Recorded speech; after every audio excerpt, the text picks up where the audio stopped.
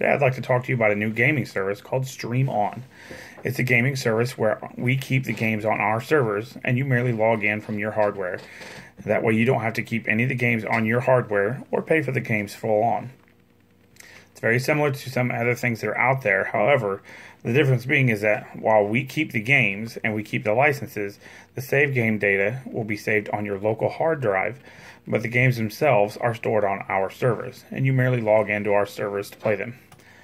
Now, there's several different groups who might want this, anywhere from the 12 to 17 year age range, 18 to 25 year olds, and then 26 to 40 year olds.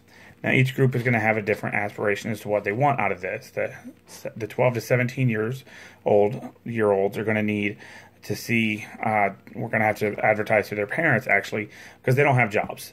So the parents need to see the value of using this service versus buying new games whenever their kid wants. The 18 to 25 year olds are getting started into college or starting into the career, so they still don't have a whole lot of money. So they need to see the value of why it's better to have a streaming service versus paying for new games outright all the time. And the last group is the 26 to 40 year old range, where these people are well established into their careers and are starting to make some decent money now, but they need to see the value of not having the games stored locally on their hard drives, but be able to stream the service. And as well as internet services going these days, why that's a better option for them versus having a physical or a digital copy even stored on their local hard drive. Now, the cost for this service is $24.99 a month, whereas Xbox Game Pass is only $10 a month, and the PlayStation Network, I believe, is now $20 a month. Excuse me. So we figure our biggest cost is going to be servers and developer license fees. Now, the developer license fees we can't actually adjust for that's something that we'll have to talk with them and negotiate for, and hopefully we can keep costs down as low as possible, but we figure about $50,000 for our first year for developer license fees. We also figure to spend about $4 million starting out for our servers, and after that we'll have maintenance for those servers will cost somewhere around $250,000 a year. And utilities are estimated also at around $250,000 a year. And the unforeseen costs we figure are going to be around $500,000 per year. Now, at 100,000 members, which is not what we'll be starting at, but at 100,000 members, at $24.99 is $2.5 million per month. Now, an annual running cost of $1.5 to $1.75 million gives us a profit of about $10 to anywhere from $7.50 to $10 per member. Now, we're going to need several employees for this, starting with a business relationship manager who's actually our developer license sales contractor. He's going to that person will kind of be doing both, where they will maintain our relations with the developers, but they're also going to negotiate with those developers to kind of keep our license fees low. But he'll work in tandem, or they will work in tandem with the licensing lawyer, who will ensure that we are up to date on all of our licensing legality to make sure that we're not violating any laws, but we're also getting the best deals. So those two employees will actually work very closely together to ensure that A, we're keeping our license fees low, but B, also keeping up to date with the legal laws of licensing and everything that entails. Now, we'll need a server maintenance tech for all of our servers that we have. We figure we'll start out with one for every 500,000 virtual servers. And once we get up to a higher number, we'll obviously hire more. So 4 should cover us for every 100,000 members or so. We'll need an HR manager to make sure that we have all of our human resources needs taken care of, to ensure that we're getting the best employees out there, but we're also maintaining their morale and keeping up to date with them to ensure that they're happy in the company and things of that nature. Also, payroll and benefit specialist.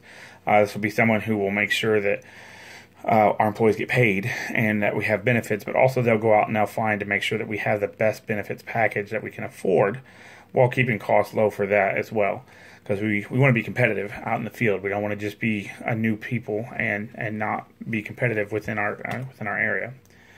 Now, business relationship manager costs would generally run about $80,000 a year. And the license fee, or the licensing lawyer, is going to be around $75,000 a year. Each server maintenance tech is going to cost around $60,000 a year for an entry-level service maintenance tech. And eventually we would need a server maintenance tech manager who would obviously make more than that. But and this doesn't include raises or anything like that. But an HR manager generally makes around $80,000 a year, and a payroll and benefits specialist makes somewhere around $75,000 a year. Now that's a total cost of $550,000 per year just in salaries. So for marketing, we're going to look into Facebook, Instagram, YouTube, kind of all the social media sites.